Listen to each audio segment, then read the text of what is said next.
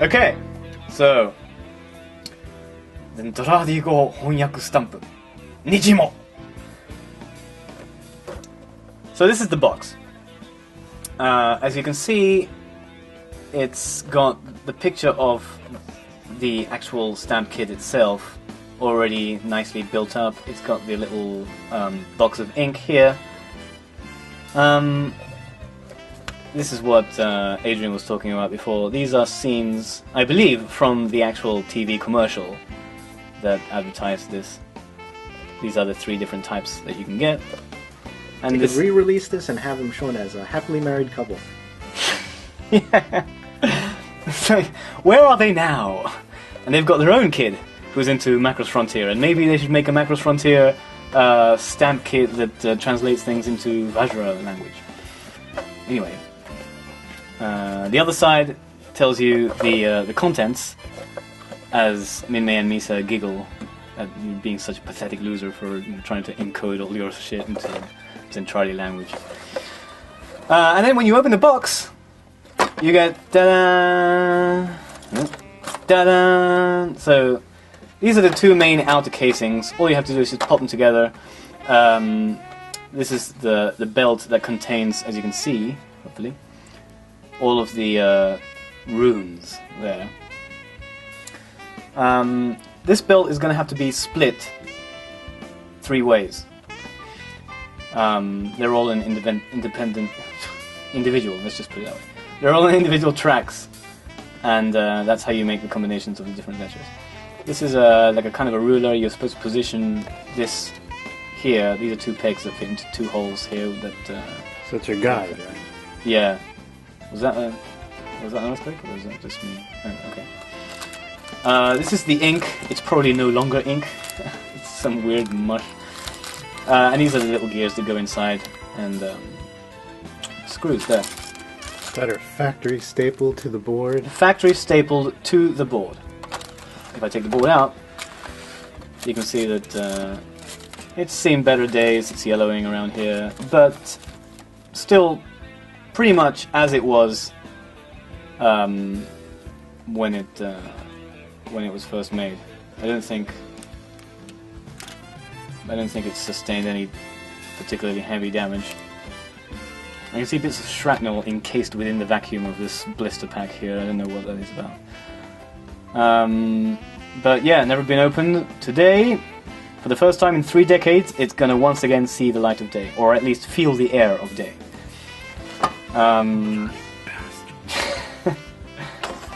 Be that as it may. Here are some of the other bits of junk that come with it.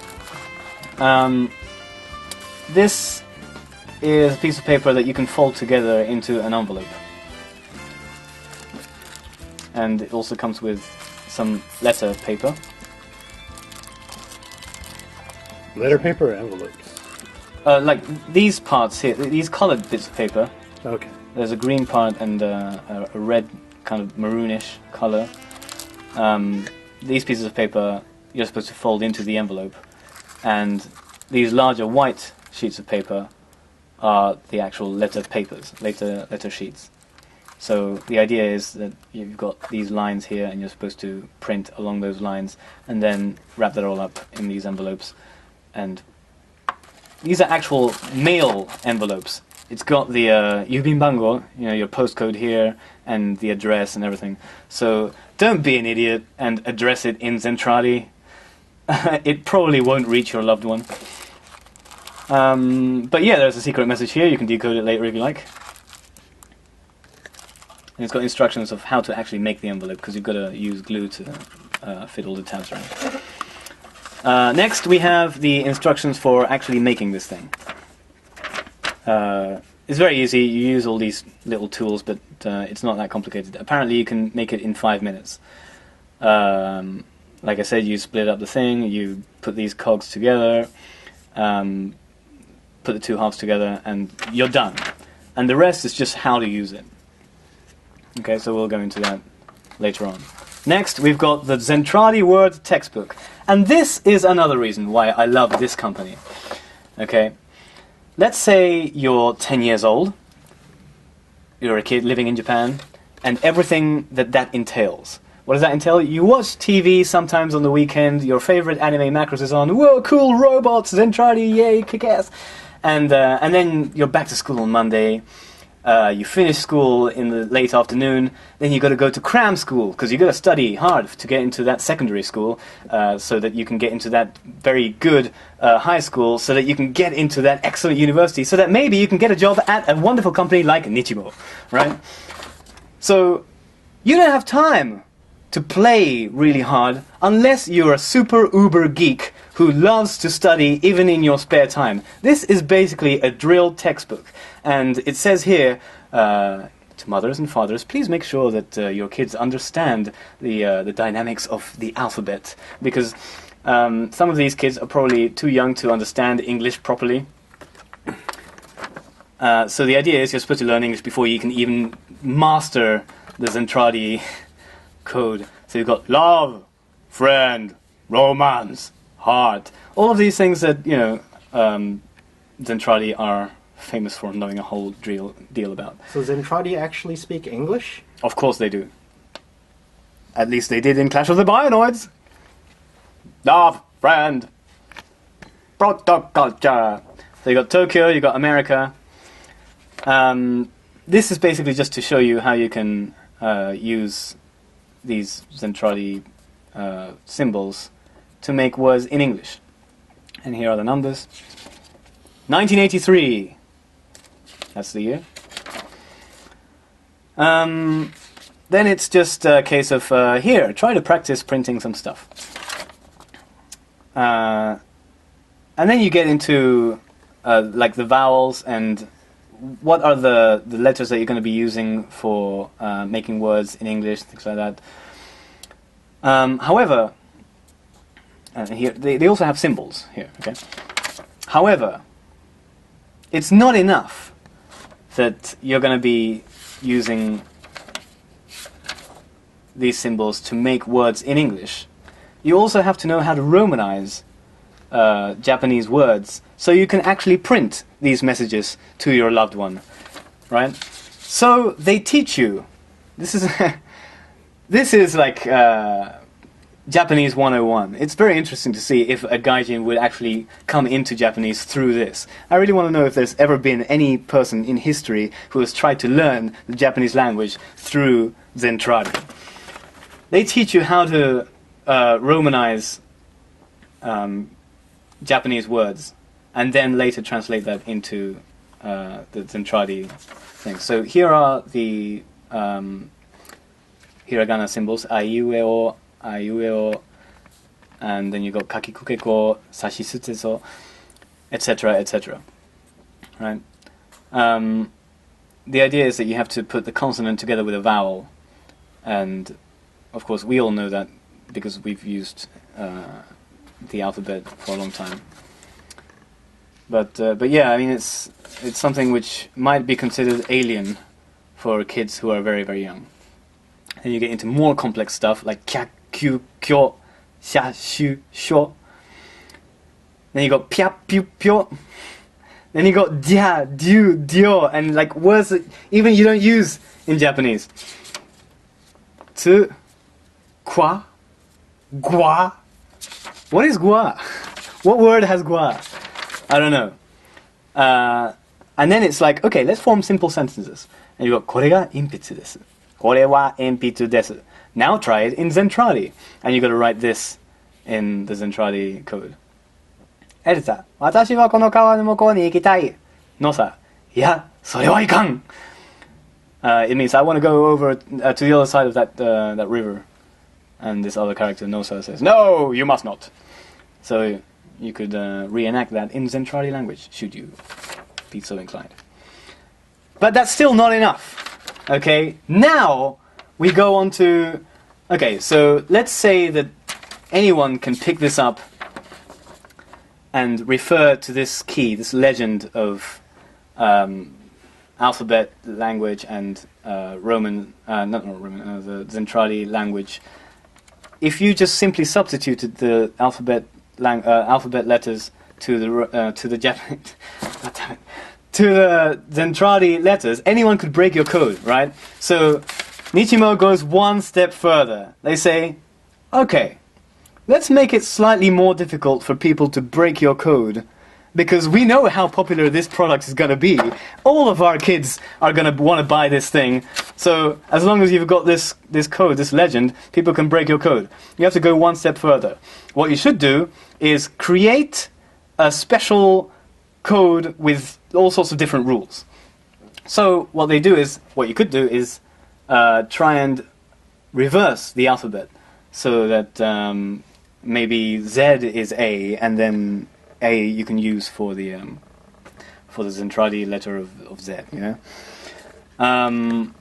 Or maybe you can shift the alphabet, like they've done here, 5 places to the right, so that instead of the letter, the symbol for A being whatever it is, that, the symbol for V would be that, and then you could start your code that way. And then they go one step further and say, but that would still be too easy, because let's say you shift some letters, maybe people will work out that oh, they've only just shifted the whole alphabet just 5 places. So let's try and take out the vowels and shift the consonants several places and the vowels a different number of places. That way no one will work it out. So what you're left with is, let's say you want to write kaki, you've got this this special shifting here going on. So you've got babi, right? Because you've shifted the K over to where the B should be. And then you've shifted the A and the I over to where the U and the O should be. So you end up with bube, right? Kaki is a persimmon, like a Sharon's fruit. But bube is nothing. It's not a real word. Then they go one step further. They say, but bube is still a combination of a consonant and a vowel. So people could easily break your code. And it goes on and on. You know, when you have time, maybe one of you guys will track down this book and see how difficult it will actually get. But they go into crazy, insane detail of how every code should be basically like VFZJH7. And then they tell you, but maybe if you have time, you could kind of backtrack and form whatever code you have. There's always an underpinning rule there. So as long as you work out that single rule, you can probably uncode any code, given enough time. Now, time, as we all know, is what elementary students do not have. But they've left you with one final challenge in the last page of this instruction book, of this textbook. And that's this. And it says, if you can solve this in 2 days, you're a master. It's taken us 15 years to actually find this damn thing. It'll probably take us another 15 years to work out all the rules of how to break this code. But when we do, I'll make a video about it. Don't worry. I think I know. Now I know why we found 2 in unopened condition, because they looked at the manual and said, screw this! There is one more thing in this box of wonders, and that is a handy, for people who got really pissed off and just chucked this in the bin, there's this handy little leaflet which just has the code here, the legend, the key, and the little hiragana and pronunciation guide here, and a couple of other rules. Like, there are some instances where you can use M instead of B, instead of N, for example. Like Shinbun, it can be written as Shinbun if you like. But those are mostly rules to do with romanization of Japanese words, rather than anything special to the Zentradi language. Although I really wish they'd made an updated version of this book after the movie came out, so you can actually encode things in the Zentradi language itself. After Miyatake Kazutaka was the one who actually developed the Zentradi language, right? And he formed all these grammatical rules. Lastly, we've got a lot of stuff. Basically adverts for their forthcoming little 200th scale little kits, the Pitaban type that I've showed you before. And that's it. Any questions? Any comments? Be gentle. You know, there's got to be somebody on the internet that's already decoded that, like 10 years ago. I don't even believe there's anyone on the internet who owns this. That's far-fetched. Somebody owns it. Nobody. I owned it. You got the people that previously owned it that owned it for like 3 decades. Like, go back to that rental case and ask the guy that sold it. Yeah, would you... Well, okay, well... I wonder if he was... So, Adrian, would you sell this at some point? Would I sell it? Yeah, because that guy must have been... I mean, he kept this intact for a reason, right? I think he finds Macross goods and sells them in that rental case. I don't think it's his personal stuff. Okay. What do you think we should do? Should we start from seeing what this is like? What condition this has ended up in? That would be the do that. easiest part to start from for me. Okay. Da, da, da, da, da. Point of no return. Da, da, da, da. It's been waiting here for 3 decades. It's almost as old as I am. Wouldn't it suck if for the 30th anniversary they reissued it? Wouldn't it suck if I got tetanus from this? I'm just gonna... Yeah, you know what? I don't care. I'm gonna be sick.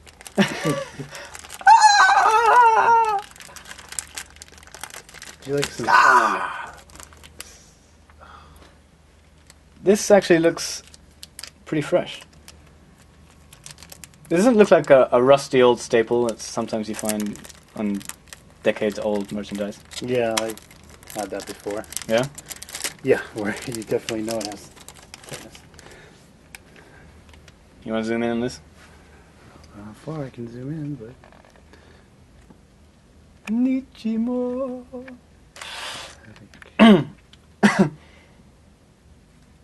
So I'm going to open it. Alright. Do I dare stick my finger in it? It'd be funny if it was just as fresh as... Oh my god, no. Yeah, I guess... Oh, but look, it's made an interesting indentation. Yes, that means that the foam is... Hang on, my phone's ringing and I have to wash my hands anyway, so... I'll take a break for a second. Hi, moshi. Hi. Hi, so... Okay, hands are now clean again. Okay, lift off and stamp pad.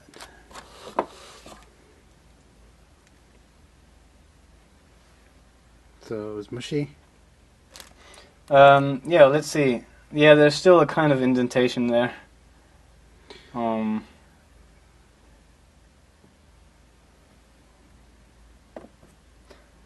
Probably best not to use that. But the ink is still ink, right? It wasn't wet though. It was kind of... It was kind of solid. It was powdery.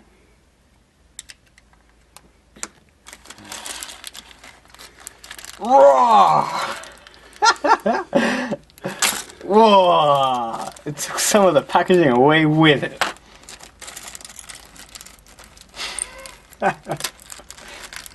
No longer mint in box. No longer mint in box.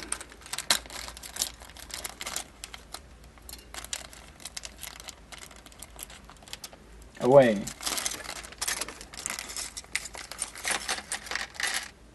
It'd be fun if we lose these. Do you think we can phone this number here and just ask for spare pieces? I dare you to call that number and see who answers. The company's still around, isn't it? The company is. So it might I think. still be the same I number. think it's still around. I remember reading an interview with Takani and Tenjin, and they were talking about this company, and I think...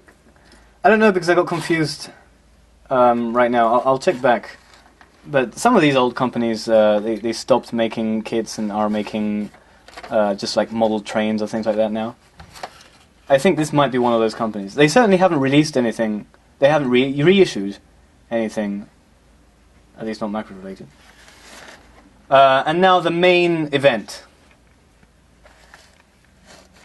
Now this is the bit where I'm kind of nervous because look at this. Look at these bubbles here. They contain air from 3 decades ago. If you breathe this in, do you think it's going to be like that episode of The Simpsons where like the Japanese flu or the Chinese flu comes over and it infects everybody? It becomes this huge epidemic. Should I start from this corner? You started now. It's like pulling a transformer off of the backing card. It is exactly like that. Well, like the box transformer, the box stuff, you don't really mind so much, I guess, because you can always put it back in the box. But the blister stuff, that's gone forever, right? It's never the same again. Nope.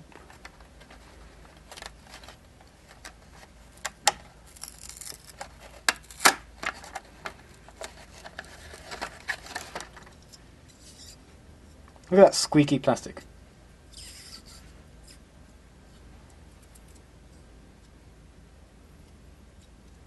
Inside you got copyright Mainichi Hoso, Big West. Made in Japan, 1983. Moving on.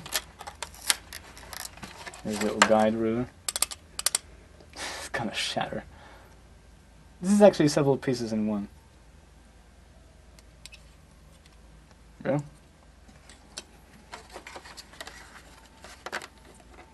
Oh my god. Pièce de resistance. Is this just gonna like pulverize in my hands? I'm really scared that this is just gonna snap, this thing. Rubber tends to become brittle. I'm also trying not to breathe these fumes. I mean, I don't think there are fumes, but like I said, this is air that has been in stasis.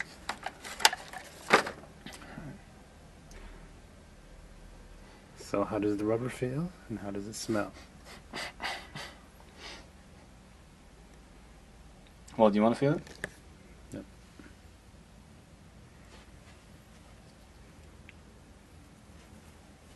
Seems fine. Yeah, it seems normal. It's what you would expect. What does it smell like? Smells like rubber. Yeah. I'm so paranoid. You sound disappointed.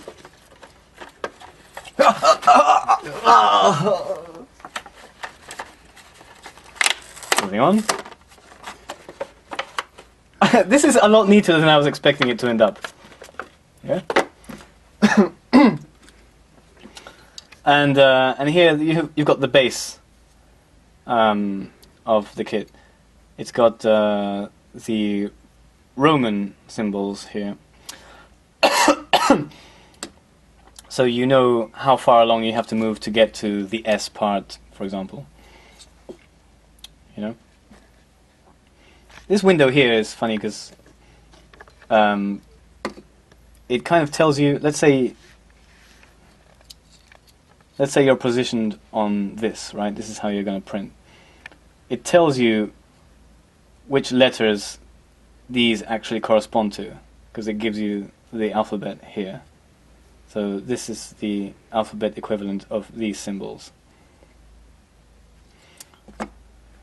Is there anything you want to add before I begin putting this bad boy together?